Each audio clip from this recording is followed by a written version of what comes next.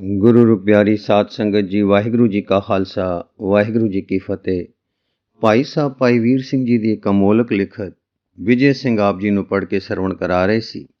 आओ उस ਦਾ अगला हिस्सा ਸਰਵਣ ਕਰਨ ਦੀ कोशिश करिए जी। 16ਵਾਂ ਕਾਂਡ। ਹੁਣ ਸਾਡੇ ਵਿਜੇ ਸਿੰਘ ਦੀ ਦਸ਼ਾ ਕੀ ਹੋਈ? ਇਹ ਤਾਂ ਅਸੀਂ ਦੱਸ ਆਏ ਹਾਂ ਕਿ ਸਿੰਘ ਸਾਰੇ ਬੰਨਾਂ ਝੱਲਾਂ ਪਰਬਤਾਂ ਵਿਖੇ ਖਿੰਡ ਫੁੱਟੇ ਗੁਜ਼ਾਰਾ ਕਰ ਰਹੇ ਸਨ और बैठे समय ਵੱਲ ਤੱਕ ਰਹੇ ਸਨ ਕਿ ਕੋਈ ਦਾਵ ਨਿਕਲੇ ਤਾਂ ਦੇਸ਼ ਨੂੰ ਸੰਭਾਲੀਏ। ਇਹਨਾਂ ਦੇ ਲੁਕ ਜਾਣ ਵਿੱਚ ਪੰਥ ਦੇ ਕੀਰਤੀਆਂ ਜਾਂ ਗਰੀਬਾਂ ਦੀ ਜੋ ਦਲਾਂ ਦੇ ਵਿੱਚ ਨਹੀਂ ਰਿਹਾ ਕਰਦੇ ਸਨ ਬੜੀ ਦੁਰਦਸ਼ਾ ਹੋਇਆ ਕਰਦੀ ਸੀ। ਜਦ ਉਹਨਾਂ ਪਰ ਜ਼ੁਲਮ ਕਹਿਰ ਦੇ ਹੁੰਦੇ ਤਦ ਖਾਲਸੇ ਦੇ ਦਲ ਸਮਾਂ ਤਾੜ ਕੇ ਗੁੱਸਾ ਖਾ ਕੇ ਸ਼ੇਰਾਂ ਵਾਂਗ ਬੰਨਾਂ ਵਿੱਚੋਂ ਨਿਕਲ ਪੈਂਦੇ ਸਨ ਔਰ ਵੈਰੀਆਂ ਨਾਲ ਦੋ ਹੱਥ ਕਰ ਜਾਂਦੇ, ਆਪਣਿਆਂ ਨੂੰ ਬਚਾ ਲੈਂਦੇ ਤੇ ਦਰੋਈਆਂ ਨੂੰ ਪਛਾੜ ਦਿੰਦੇ। ਹੁਣ ਵੀ ਇਹੋ ਹਾਲ ਹੋਇਆ। ਘੋਰ ਅਤਿਆਚਾਰਾਂ ਤੇ ਸਿੰਘਣੀਆਂ ਦੇ ਦੁਖੜਿਆਂ ਦੀ ਖਬਰ ਜਦ ਸਿੰਘਾਂ ਵਿੱਚ ਫੈਲੀ ਔਰ ਬਿਜਲਾ ਸਿੰਘ ਆਦਿਕ ਨੇ ਦਰਦਨਾਕ ਹੋਣੀਆਂ ਦੇ ਸਮਾਚਾਰ ਕਹਿ ਸੁਣਾਏ ਤਦ ਖਾਲਸੇ ਦੇ ਦਿਲਾਂ ਵਿੱਚ ਰੋਹ ਤਰ ਆਇਆ। ਹਰ ਜਗ੍ਹਾ ਇਹ ਉਦਮ ਹੋਇਆ ਕਿ ਇੱਕ ਵੇਰ ਲਾਹੌਰ ਪਹੁੰਚਣਾ ਚਾਹੀਏ, ਪਰ ਸਭ ਤੋਂ ਪਹਿਲੇ ਕਰੋੜਾ ਸਿੰਘ ਦਾ ਜਥਾ ਲਾਹੌਰ ਵੱਲ ਮੂੰਹ ਧਰ ਕੇ ਐਂ ਤੁਰਿਆ ਜਿਕਰ ਦਰਿਆ ਦਾ ਹੜ੍ਹ ਤੁਰਦਾ ਹੈ।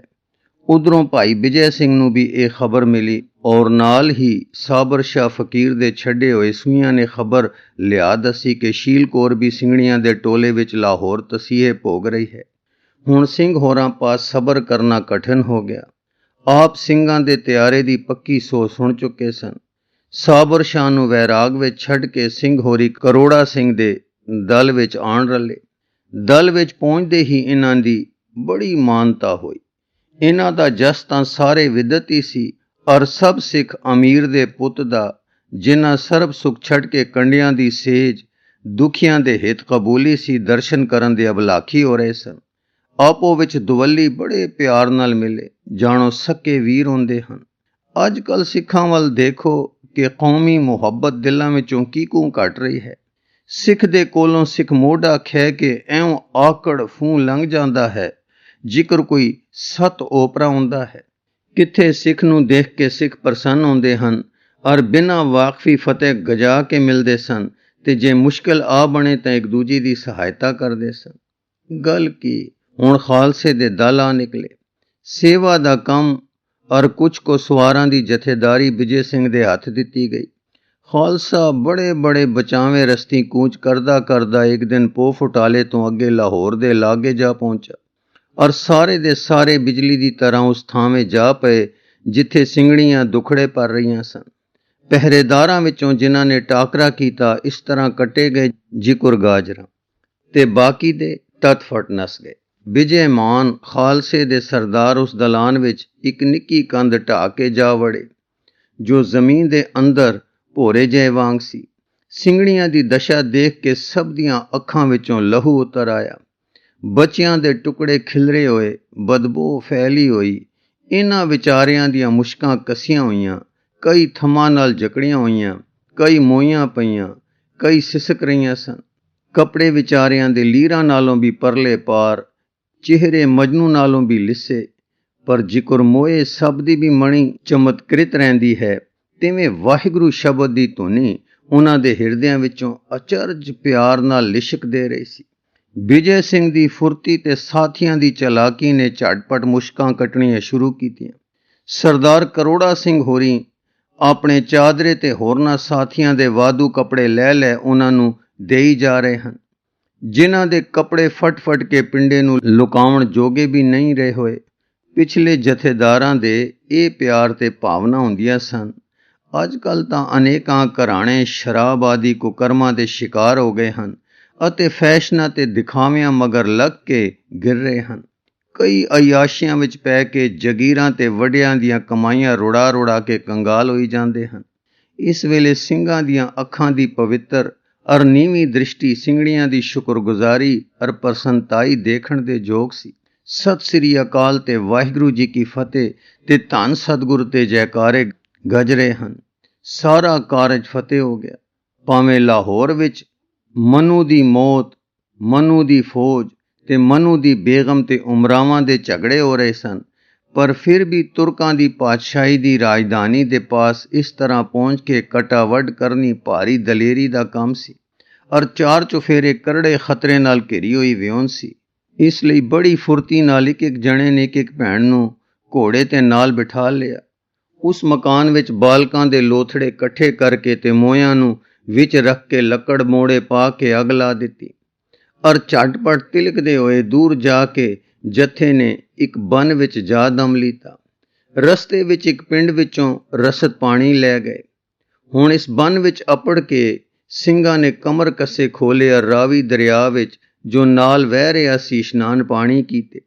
विचारियां ਸਿੰਘੜੀਆਂ ਨੂੰ ਮੁੱਦਤਾਂ मगरों जल नसीब होया। फिर लंगर तैयार किया गया। पहले ਸਿੰਘੜੀਆਂ ਨੂੰ छकाया गया, फिर सब ने छकिया। जद सभे प्रसन्न हो गए तद सरदार करोड़ा सिंह और विजय सिंह ने छकिया, क्योंकि दोवें भले पुरख लंगर वरतावण की सेवा कर रहे सन। क्योंकि सिक्खी दे असूलों मुजब जथेदार भी सेवा नूं जीवन सफलता समझदा है।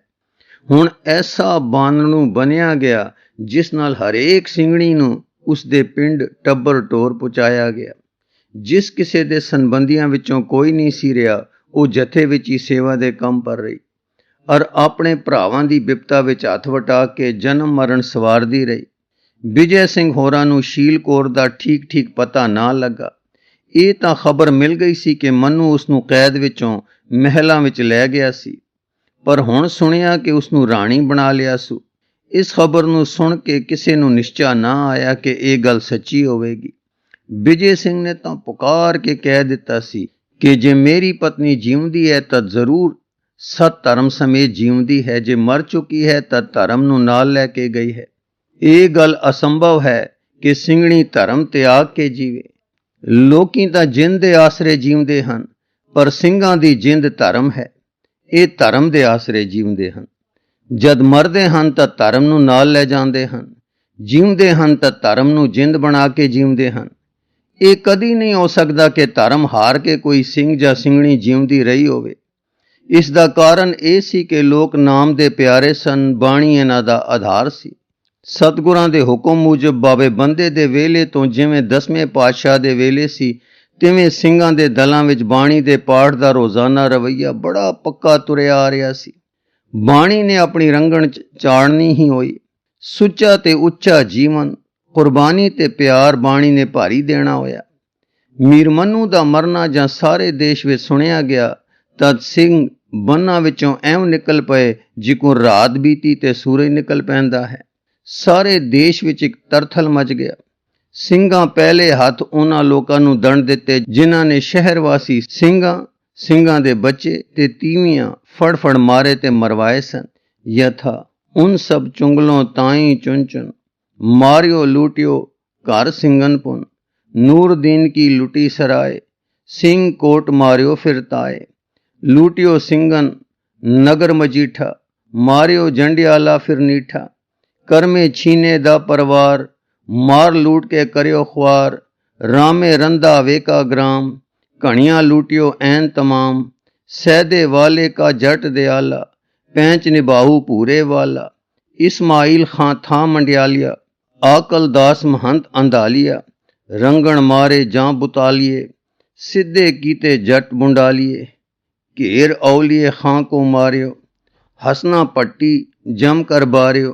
मालपुरिये गुलाबे केरो, फगवाड़ा भी लुटियो बदेरो। इत्यादक ठौरन के लोग मुखबर थे जो मारण जोग। सो मारे साजन बहु पारे, मारे पैंच नुशहरे वारे। लय दुश्मन ते बड़ बदले, ਸਿੰਘਨ मार मचायो गदले। इस प्रकार सिखा ने थां थां अपने कैदी छुड़ाए, अपराधियों नूं दंड दिते ते फिर देश नूं संभालण वल लग पए। पर उधर मुराद बेगम बड़ी चालाक जब्बे वाली और दाना तरीमत सी। उसने पति दे मरदे ही सारे दरबारियां अमीरां ते वजीरां नूं अपने नाल गण लिया सी और अपने 3 वरे दे न्याणे पुत्र नूं गद्दी उत्ते बिठाल के आप सरबराह बन के राज करन लग गई। इसने अपने वकील काबुल दुरानी पातशाह वल चोरी चोरी घल दिते कि आप पंजाब दी नवाबी मेरे पुत्र दे हक विच मेरी सरबराही हेठां कर दिओ। इसे तरह इसने दिल्ली दे पातशाह वल चोरी वकील घल दिते कि लाहौर दी सूबेदारी ਮੇਰੇ ਪੁੱਤਰ ਦੇ ਨਾਮ ਹੀ ਕਰ ਦਿਓ। ਇਉਂ ਦੋਹਾਂ ਪਾਤਸ਼ਾਹਾਂ ਨੇ ਬੇਗਮ ਦੇ ਪੁੱਤਰ ਅਮੀਨੁਦੀਨ ਨੂੰ ਸੂਬੇਦਾਰ ਔਰ ਬੇਗਮ ਨੂੰ ਸਰਬਰਾਹ ਮੰਨ ਕੇ ਖਿਲਤ ਤੇ ਪਰਵਾਨੇ ਭੇਜ ਦਿੱਤੇ। ਕਾਰਨ ਇਹ ਸੀ ਕਿ ਕਾਬਲ ਵਾਲਾ ਲਾਹੌਰ ਨੂੰ ਆਪਣੀ ਰਿਆਸਤ ਔਰ ਦਿੱਲੀ ਵਾਲਾ ਆਪਣੀ ਰਿਆਸਤ ਜਾਣਦੇ ਸਨ। ਸੋ ਪੰਜਾਬ ਦਾ ਰਾਜ ਉਹ ਕਰ ਸਕਦਾ ਸੀ ਜੋ ਦੋਹਾਂ ਨੂੰ ਪ੍ਰਸੰਨ ਰੱਖ ਸਕੇ। ਰਾਜਕਾਜ ਸੰਭਾਲ ਕੇ ਬੇਗਮ ਦੇਸ਼ ਦਾ ਬਾਨਣੂ ਬਣਨ ਲੱਗੀ। ਸਭ ਤੋਂ ਭਾਰੀ ਦੁੱਖ ਸਿੱਖਾਂ ਦਾ ਸੀ। ਸੋ ਮੋਮਨ ਖਾਨ ਨਾਇਬ ਨੂੰ ਫੌਜਾਂ ਦੇ ਕੇ ਅਮਨ ਕਰਾਉਣ ਵਾਸਤੇ ਲਾਇਆ ਤੇ ਭਿਖਾਰੀ ਖਾਨ ਨੂੰ, ਜਿਸ ਦੀ ਬਣਵਾਈ ਹੋਈ ਸੁਨਹਿਰੀ ਮਸੀਤ ਇਸ ਵੇਲੇ ਤੱਕ ਲਾਹੌਰ ਵਿੱਚ ਹੈ, ਵਜ਼ੀਰ ਮੁਕਰਰ ਕੀਤਾ। ਇਹ ਬੜਾ ਭਲਾ ਸੁੰਦਰ ਅਰ ਚਤਰ ਪੁਰਖ ਸੀ। ਇਸ ਦੀ ਸਲਾਹ ਨਾਲ ਬੇਗਮ ਦਾ ਰਾਜਪਤੀ ਵਾਂਗ ਹੀ ਤੁਰ ਪਿਆ। ਸ਼ੀਲ ਕੌਰ ਤੇ ਉਸ ਦਾ ਲਾਲ ਮਹਿਲਾਂ ਵਿੱਚ ਹੀ ਰਹੇ। ਜਦੋਂ ਮੀਰ ਮੰਨੂ ਸ਼ਿਕਾਰ ਗਿਆ ਸੀ ਤਦ ਬੇਗਮ ਨੇ ਪੂਰਾ ਬਾਨਣੂ ਇਸ ਗੱਲ ਦਾ ਬੰਨ ਲਿਆ ਹੋਇਆ ਸੀ ਕਿ ਉਸ ਦੇ ਆਉਣ ਤੋਂ ਮੋਹਰੇ ਹੀ ਮਾਂ ਪੁੱਤਰ ਦਾ ਝਗੜਾ ਪਾਰ ਕਰ ਛੱਡੇ। ਪਰ ਉਧਰੋਂ ਮੰਨੂ ਦੇ ਮਰ ਜਾਣ ਦੀ ਖਬਰ ਆ ਗਈ। ਹੁਣ ਬੇਗਮ ਨੂੰ ਆਪਣੀ ਬਨਾਵਟੀ ਭੈਣ ਦਾ ਆਪਣੇ ਪਾਸ ਰਹਿਣਾ ਇੱਕ ਸੁੱਖ ਤੇ ਆਸਰਾ ਹੋ ਦਿਸਿਆ। ਸ਼ੀਲ ਕੌਰ ਦੀ ਅਕਲ ਤੇ ਭਲਾਈ ਉਸ ਨੂੰ ਸਮਝੇ ਪੈ ਚੁੱਕੀਆਂ ਸਨ। ਸੋ ਹੁਣ ਉਸ ਦੀ ਸਲਾਹ ਮਤ ਵਰਤਣ ਲੱਗ ਪਈ। ਉਸ ਦੀ ਸੁਥਰੀ ਅਕਲ ਉਸ ਨੂੰ ਕਈ ਔਕੜਾਂ ਵਿੱਚ ਐਸੀਆਂ ਸਲਾਹਾਂ ਦਿੰਦੀ ਸੀ ਕਿ ਬੇਗਮ ਵਾਹ ਵਾਹ ਕਰ ਉੱਠਦੀ ਸੀ। ਇਸ ਤਰ੍ਹਾਂ ਬੇਗਮ ਦੇ ਜੀਵ ਵਿੱਚ ਸ਼ੀਲ ਕੌਰ ਦਾ ਸਤਕਾਰ ਵਧਿਆ ਔਰ ਉਸ ਦੀ ਸੱਚੀ ਮੁੱਚੀ ਦੀ ਦਰਦਨ ਹੋ ਗਈ। ਭਿਖਾਰੀ ਖਾਨ ਨੂੰ ਦਰਬਾਰੀ ਕੰਮਾਂ ਤੋਂ ਬਾਅਦ ਬੇਗਮ ਕਈ ਵਾਰ ਮਹਿਲਾਂ ਵਿੱਚ ਸੱਦ ਲਿਆ ਕਰਦੀ ਸੀ, ਪਰ ਸ਼ੀਲ ਕੌਰ ਨੇ ਸਮਝਾਇਆ ਕਿ ਇਸ ਦਾ ਅੰਤ ਬੁਰਾ ਨਿਕਲੇਗਾ ਔਰ ਰਾਜ ਭਾਗ ਨਹੀਂ ਰਹੇਗਾ। ਬੇਗਮ ਨੇ ਇਹ ਗੱਲ ਔਖੇ ਸੌਖੇ ਹੋ ਕੇ ਮੰਨ ਲਈ। ਤਦ ਉਸ ਨੂੰ ਪਤਾ ਲੱਗਾ ਕਿ ਦਰਬਾਰੀ ਵੀ ਇਸ ਗੱਲ ਨੂੰ ਚੰਗਾ ਨਹੀਂ ਸਨ ਜਾਣਦੇ। ਇਸ ਪ੍ਰਕਾਰ ਦੀਆਂ ਉੱਤਮ ਸਲਾਹਾਂ ਨੇ ਸ਼ੀਲ ਕੌਰ ਨੂੰ ਕੈਦ ਵਿੱਚ ਵੀ ਅਮੀਰੀ ਤੇ ਪਹੁੰਚਾ ਦਿੱਤਾ। ਪਰ ਸ਼ੀਲ ਕੌਰ ਕਦੀ ਖਿੜ ਕੇ ਨਹੀਂ ਬੈਠੀ, ਸਦੀਵ ਕੁਮਲਾਈ ਹੋਈ ਰਹਿੰਦੀ। ਪਤੀ ਦਾ ਵਿਯੋਗ ਉਸ ਦੇ ਚਿੱਤਪੁਰ ਐਸਾ ਪੱਥਰ ਸੀ ਜੋ ਹਿਰਦੇ ਨੂੰ ਉਮਗਣ ਨਾ ਦਿੰਦਾ। ਇਹ ਦੁੱਖ ਐਸਾ ਭਾਰਾ ਸੀ ਕਿ ਸ਼ੀਲ ਕੌਰ ਜੇ ਪਰਮੇਸ਼ਰ ਦੀ ਪਿਆਰੀ ਨਾ ਹੁੰਦੀ ਤਾਂ ਜ਼ਰੂਰ ਗਮ ਵਿੱਚ ਘੁੱਟ-ਘੁੱਟ ਕੇ ਮਰ ਜਾਂਦੀ। ਪਰ ਭਾਣੇ ਮੰਨਣ ਦੇ ਯਤਨ ਨੇ ਉਸ ਦੇ ਸਰੀਰ ਤੇ ਆਤਮਾ ਦਾ ਵਿਯੋਗ ਨਹੀਂ ਹੋਣ ਦਿੱਤਾ। ਜਿਕਰ ਟਹਿਣੀਓਂ ਟੁੱਟੇ ਫੁੱਲ ਠੰਡੇ ਮੌਸਮ ਔਰ ਸੀਤਲ ਜਲ ਵਿੱਚ ਰੱਖੇ ਹੋਏ ਕਈ ਦਿਨ ਸੁੱਕਦੇ ਤਾਂ ਨਹੀਂ, ਪਰ ਟਾਣੀ ਵਾਲੇ ਜੋਬਨ ਤੇ ਖਿੜਾਅ ਵਾਲੇ ਵੀ ਨਹੀਂ ਰਹਿੰਦੇ। ਤਿਵੇਂ ਸ਼ੀਲਾ ਸੋਚਵਾਨ ਪਰ ਸੁਥਰੇ ਮੱਥੇ ਵਾਲੀ, ਚਿੰਤਾਤੁਰ ਪਰ ਰੋਣਹਾਕੀ ਹੋਣ ਤੋਂ ਦੂਰ ਗਮ ਵਿੱਚ ਕੁੱਠੀ ਹੋਈ ਪਰ ਕੋਲ ਬੈਠਿਆਂ ਨੂੰ ਢੱਠੀ ਹੋਈ ਨਾ ਲੱਗਣ ਵਾਲੀ ਦਸ਼ਾ ਵਿੱਚ ਰਹਿੰਦੀ ਸੀ। ਬੇਗਮ ਇਸ ਦੁੱਖ ਨੂੰ ਜਾਣਦੀ ਸੀ ਔਰ ਉਪਾਅ ਸੋਚਦੀ ਸੀ ਕਿ ਕਿਵੇਂ ਇਸ ਦਾ ਪਤੀ ਆ ਜਾਵੇ ਤਾਂ ਵਿਚਾਰੀ ਦਾ ਦੁੱਖ ਦੂਰ ਹੋ ਜਾਵੇ ਔਰ ਮੇਰਾ ਸੁੱਖ ਹੋਰ ਵੱਧ ਜਾਵੇ, ਕਿਉਂਕਿ ਉਸ ਨੂੰ ਅਤਰੰਗ ਸਹੇਲੀ ਤੇ ਸੱਚੀ ਦਰਦਨ ਇਸ ਨਾਲੋਂ ਵਧੇਕ ਸਿਆਣੀ ਔਰ ਪਿਆਰ ਵਾਲੀ ਲੱਭਣੀ ਔਖੀ ਸੀ। ਪਹਿਲਾਂ ਤਾਂ ਬੇਗਮ ਨੇ ਝਾਨਾ ਦੇ ਹਾਕਮ ਵੱਲੋਂ ਪਤਾ ਮੰਗਵਾਇਆ, ਜਿੱਥੇ ਕਿ ਸਾਬਰ ਸ਼ਾਹ ਦੀ ਦਸ ਪਈ ਸੀ। ਉੱਥੋਂ ਪਤਾ ਲੱਗਾ ਕਿ ਵਿਜੇ ਸਿੰਘ ਕਿਤੇ ਜਥਿਆਂ ਵਿੱਚ ਚਲਾ ਗਿਆ ਹੈ। ਇਸ ਲਈ ਬੇਗਮ ਨੇ ਵਿਜੇ ਸਿੰਘ ਦਾ ਹੁਲੀਆ ਤੇ ਅਤਾ ਪਤਾ ਦੇ ਕੇ 5-7 ਸੂਏ ਛੱਡ ਦਿੱਤੇ ਜੋ ਸਿੰਘ ਹੋਰਾਂ ਦਾ ਪੂਰਾ ਪਤਾ ਕੱਢ ਦੇਣ। ਇਧਰੋਂ ਸਿੱਖਾਂ ਦੀਆਂ ਮੁੜ ਹੱਲਾ ਮਾਰਨ ਦਾ ਬਾਜ਼ਾਰ ਗਰਮ ਹੋ ਰਿਹਾ ਸੀ, ਜੈਸਾ ਕਿ ਅਸੀਂ ਪਿੱਛੇ ਕਹਿ ਆਏ ਹਾਂ, ਜਿਸ ਲਈ ਬੇਗਮ ਨੇ ਮੋਮਨ ਖਾਨ ਦੇ ਸਪੁਰਦ ਗਸ਼ਤੀ ਫੌਜ ਕਰਕੇ ਦੇਸ਼ ਵਿੱਚ ਤੋਰੀ ਹੋਈ ਸੀ। ਕਈ ਥਾਈਂ ਮੁਠਭੇੜਾਂ ਹੋਈਆਂ, ਕਦੀ ਉਹ ਜਿੱਤੇ ਤੇ ਕਦੀ ਉਹ।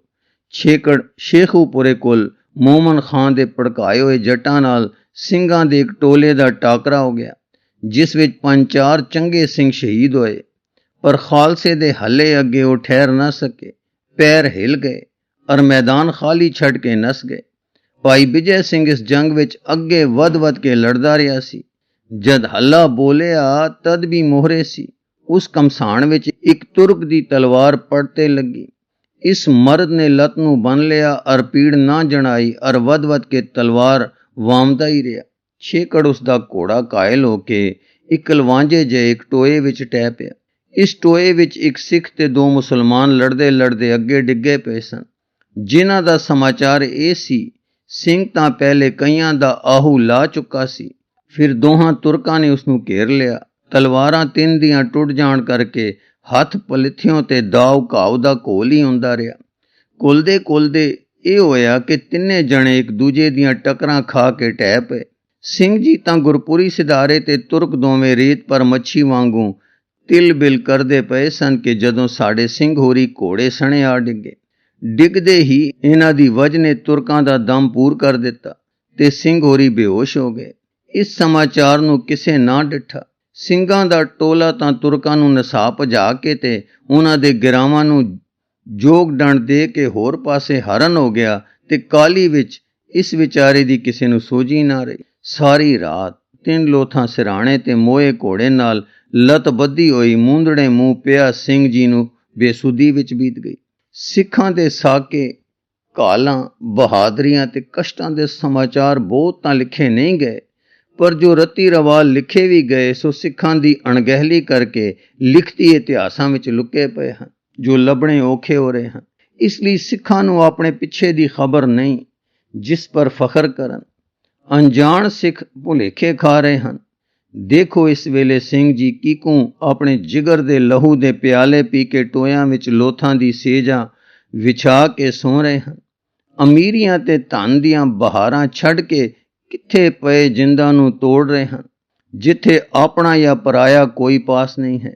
ਕਿਆ ਇਹਨਾਂ ਸੂਰਮਿਆਂ ਨੂੰ ਲੁੱਟ ਦਾ ਲਾਲਚ ਘਰਾਂ ਥੀ ਕੱਢ ਕੇ ਟੋਇਆਂ ਵਿੱਚ ਖਿੱਚ ਲਿਆਇਆ ਹੈ? ਅਫਸੋਸ, ਸਿੱਖ ਲੋਕ ਇਤਿਹਾਸਕਾਰਾਂ ਦੇ ਪੁਸਤਕ ਪੜ੍ਹੇ ਬਾਅਦ ਹੀ ਰਾਇਆਂ ਕਾਇਮ ਕਰ ਲੈਂਦੇ ਹਨ। ਜ਼ਰਾ ਐਲਫਿੰਸਟਨ ਦੀ ਤਵਾਰੀਖ ਵਿੱਚ ਬੰਦੇ ਦੀ ਮੌਤ ਅਰ 740 ਸਿੱਖਾਂ ਦੀ ਸ਼ਹੀਦੀ ਦਾ ਹਾਲ ਪੜ੍ਹੋ ਤਾਂ ਲੂਹ ਕੰਢੇ ਹੋ ਜਾਂਦੇ ਹਨ।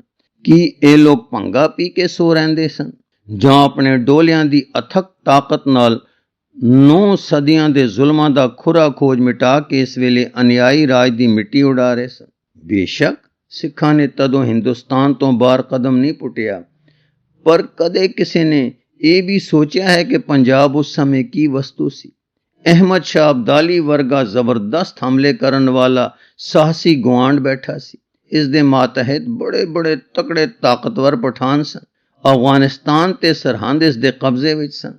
ਲੱਖਾਂ ਫੌਜਾਂ ਨੇਕਾਂ ਵਾਰ ਲਿਆ ਕੇ ਇਸਨੇ ਦੇਸ਼ ਲੁੱਟਿਆ ਸੀ। ਫਿਰ ਲਾਹੌਰ ਛੱਡ ਕੇ ਇਲਾਕੇ ਇਲਾਕੇ ਪਰ ਜ਼ਬਰਦਸਤ ਹਾਕਮ ਸਨ ਔਰ ਪੱਤਾ ਪੱਤਾ ਸਿੱਖਾਂ ਦਾ ਵੈਰੀ ਸੀ। ਨਾ ਇਲਾਕਾ, ਨਾ ਰਿਆਸਤ, ਨਾ ਖਜ਼ਾਨੇ, ਕੋਈ ਠਾਹਰ ਨਹੀਂ, ਕੋਈ ਸਹਾਇਤਾ ਨਹੀਂ, ਕੋਈ ਮਿੱਤਰ ਨਹੀਂ। ਮੁਸਲਮਾਨ ਹਿੰਦੂ ਸਭ ਵੈਰੀ, ਇੱਥੋਂ ਤੱਕ ਕਿ ਘਰ ਦੇ ਸੇਵਕ ਹਿੰਦਾਲੀ ਤੇ ਕਈ ਹੋਰ ਮੁਖਬਰ ਬਣੇ ਹੋਏ। ਐਸੀਆਂ ਡਰਾਵਣੀਆਂ ਹਾਲਤਾਂ ਵਿੱਚ ਜਿਸ ਕੌਮ ਨੇ ਅਟਕ ਤੋਂ ਲੈ ਕੇ ਸਹਾਰਨਪੁਰ ਤੱਕ, ਮੁਲਤਾਨ ਤੇ ਸਿੰਧ ਤੋਂ ਲੈ ਕੇ ਕਾਂਗੜੇ, ਜੰਮੂ ਤੇ ਭਿੰਬਰ ਤੱਕ ਆਪਣਾ ਸਿੱਕਾ ਜਮਾ ਲਿਆ ਹੋਵੇ ਔਰ ਦਿੱਲੀ, ਪਟੌਦੀ, ਦੁਜਨਾ, ਬੀਕਾਨੇਰ ਤੱਕ ਹੱਲੇ ਕੀਤੇ ਹੋਣ, ਉਹਨਾਂ ਨੇ ਮਰਹੱਟਿਆਂ ਤੋਂ ਕਿਤੇ ਵੱਧ ਬਹਾਦਰੀ ਦਿਖਲਾਈ ਹੈ। ਜਿਨ੍ਹਾਂ ਪਾਸ ਪਹਾੜੀ ਕਿਲੇ, ਪਹਾੜਾਂ ਵਿੱਚ ਲੁਕਣ ਦੀ ਥਾਂ, ਸੇਵਾ ਜੀ ਵਰਗੇ ਸਰਦਾਰ ਸਿਰ ਤੇ, ਫਿਰ ਇੱਕ ਦੂਜੇ ਦੇ ਮਗਰੋਂ ਲਾਇਕ ਪੁਰਖਾਦੀ ਬਣਦੇ ਰਹੇ ਔਰ ਹਰ ਪ੍ਰਕਾਰ ਦੀ ਸਹਾਇਤਾ ਦੇ ਸਾਮਾਨ ਮੌਜੂਦ ਸਨ। ਜੋ ਕੁਰਬਾਨੀਆਂ ਸਿੱਖਾਂ ਨੇ ਕੀਤੀਆਂ ਦੁਨੀਆ ਦੇ ਇਤਿਹਾਸ ਵਿੱਚ ਸਭ ਤੋਂ ਵਧੀਆਂ ਹਨ। ਜੇ ਕਦੀ ਇਤਿਹਾਸ ਦਾ ਮੁਤਾਲਿਆ ਕਰੋ ਤਾਂ ਪਤਾ ਲੱਗੇ ਕਿ ਅਹਿਮਦ ਸ਼ਾਹ ਅਬਦਾਲੀ ਜ਼ਰੂਰ ਹਿੰਦ ਨੂੰ ਸਰ ਕਰਕੇ ਪਠਾਨ ਰਾਜ ਇੱਥੇ ਕਾਇਮ ਕਰ ਲੈਂਦਾ, ਪਰ ਪੰਜਾਬ ਵਿੱਚ ਆਏ ਸਿੱਖ ਉਸ ਨੂੰ ਅਤ ਤੰਗ ਕਰਦੇ ਸਨ। ਜਦ ਉਹ ਦਿੱਲੀ ਅਪੜਦਾ ਤਾਂ ਸਿੱਖ ਪੰਜਾਬ ਵਿੱਚ ਉਹ ਉਦਮ ਮਚਾਉਂਦੇ ਕਿ ਉਸ ਨੂੰ ਫੇਰ ਪਿੱਛੇ ਪਰਤਣਾ ਪੈਂਦਾ। ਇਹਨਾਂ ਦੇ ਟਾਕਰੇ ਤੇ ਪਿੱਛੇ ਕਰਨੇ ਐਸੇ ਜ਼ਬਰਦਸਤ ਸਨ ਕਿ ਇਹਨਾਂ ਨੇ ਉਸ ਜ਼ੁਲਮ ਨੂੰ ਹਿੰਦ ਵਿੱਚ ਮੁੜ ਵਿਦੇਸ਼ੀ ਪਠਾਣੀ ਰਾਜ ਕਾਇਮ ਕਰਨ ਵਿੱਚ ਕਾਮਯਾਬ ਨਹੀਂ ਹੋਣ ਦਿੱਤਾ। ਵੱਡੇ ਕਾਲੂਘਾਰੇ ਦੀ ਬੀਰਤਾ ਨੇ ਅਬਦਾਲੀ ਦੇ ਹੌਸਲੇ ਨੂੰ ਅੰਦਰੋਂ ਭੰਨ ਦਿੱਤਾ ਸੀ। ਫਿਰ ਸਿੰਘਾਂ ਦੇ ਕਾਰਨਾਮੇ ਤਕਣੇ ਹੋਣ ਤਾਂ ਕਿਸੇ ਅੰਗਰੇਜ਼ੀ ਇਤਿਹਾਸ ਵਿੱਚ ਹੀ ਸਹੀ, ਨੁਸ਼ਹਿਰੇ ਦਾ ਸਿੰਘ ਯੁੱਧ ਪੜ੍ਹ ਲਈਏ ਤਾਂ ਵੀ ਕੁਝ ਪਤਾ ਲੱਗ ਜਾਂਦਾ ਹੈ ਕਿ ਕਿਸ ਬਹਾਦਰੀ ਦੇ ਬੰਦੇ ਹੋਏ ਹਨ। ਅਸੀਂ ਤਾਂ ਹੋਰ ਹੀ ਪਾਸੇ ਚਲੇ ਗਏ। ਆਓ ਆਪਣੀ ਵਿਥਿਆ ਦੀ ਲੜੀ ਨੂੰ ਫੜੀਏ। ਪਿਆਰੇ ਵਿਜੇ ਸਿੰਘ ਦੀ ਲੋਥ ਸਾਰੀ ਰਾਤ ਮੱਧਮ ਸਵਾਸ ਲੈ ਲੈ ਵਕਤ ਗੁਜ਼ਾਰਦੀ ਰਹੀ। ਜਿਕਰ ਭਾਦਰੋਂ ਦੇ ਵੱਟ ਵਿੱਚ ਬਹੁਤ ਉੱਚੇ ਪੱਤੇ ਰਤਾ ਰਤਾ ਹਿਲਦੇ ਹਨ। ਸਵੇਰ ਹੋਈ ਤਾਂ ਨੱਸੇ ਭੱਜੇ ਲੋਕ ਆਪਣੇ ਪਿੰਡ ਵਿੱਚ ਸੰਭਾਲਣ ਲਈ ਘਰਾਂ ਨੂੰ ਆਏ। ਇਧਰੋਂ ਕਿਸਮਤ ਦੇ ਬਲੀ ਪੰਡਤ ਜੀ, ਚੂਹੜ ਮਲ ਦੇ ਪੁਰੋਹਿਤ ਹੋਰੀ, ਜੋ ਲਾਹੌਰ ਦੇ ਸੂਈਆਂ ਵਿੱਚੋਂ ਇੱਕ ਸਨ, ਉਧਰ ਆ ਨਿਕਲੇ।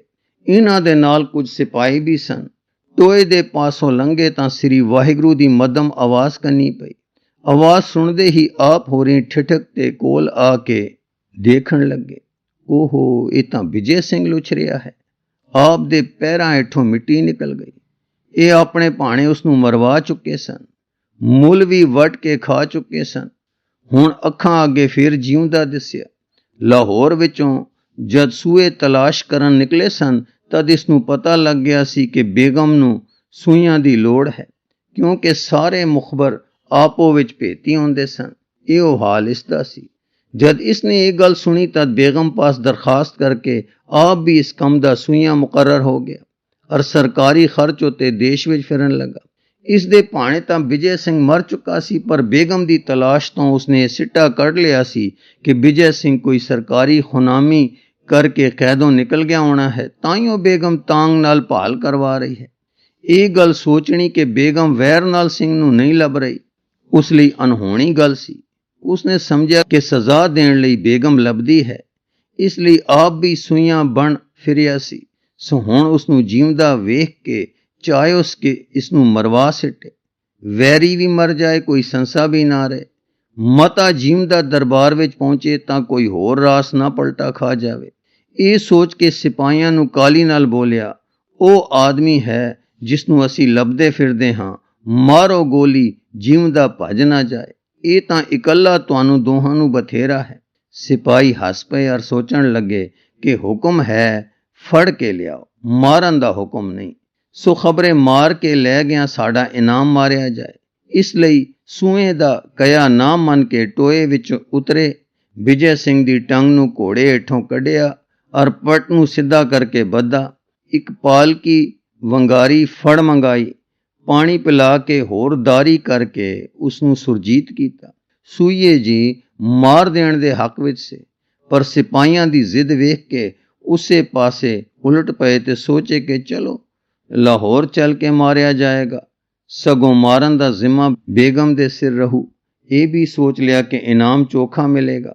ਜੋ ਕੋਈ ਗੱਲ ਸਾਡੀ ਸੋਚੋਂ ਉਲਟ ਹੋਰ ਨਿਕਲ ਪਈ ਤਾਂ 4 ਦਿਨ ਲਾਂਬੇ ਹੋ ਜਾਵਾਂਗੇ। ਕਿਹੜਾ ਪੰਜਾਬ ਦਾ ਰਾਜ ਕੋਈ ਪੱਕਾ ਰਾਜ ਹੈ। ਇਸ ਤਰ੍ਹਾਂ ਵਿਜੇ ਸਿੰਘ ਜੀ ਲਾਹੌਰ ਆਏ। ਪੰਡਤ ਜੀ ਤੇ ਸਿਪਾਹੀਆਂ ਨੇ ਇਨਾਮ ਲਿਆ ਔਰ ਵਿਜੇ ਸਿੰਘ ਜੀ ਮੰਜੀਪੁਰ ਪਏ ਮਹਿਲਾਂ ਦੇ ਅੰਦਰ ਪਹੁੰਚਾਏ ਗਏ। ਬੇਗਮ ਨੇ ਦਰਸ਼ਨ ਨਹੀਂ ਕੀਤਾ, ਕਿਉਂਕਿ ਉਸ ਦੇ ਪੁੱਤਰ ਨੂੰ ਮਾਤਾ ਨਿਕਲੀ ਸੀ ਔਰ ਉਹ ਉਸ ਦੇ ਇਲਾਜ ਵਿੱਚ ਰੁੱਝੀ ਹੋਈ ਸੀ।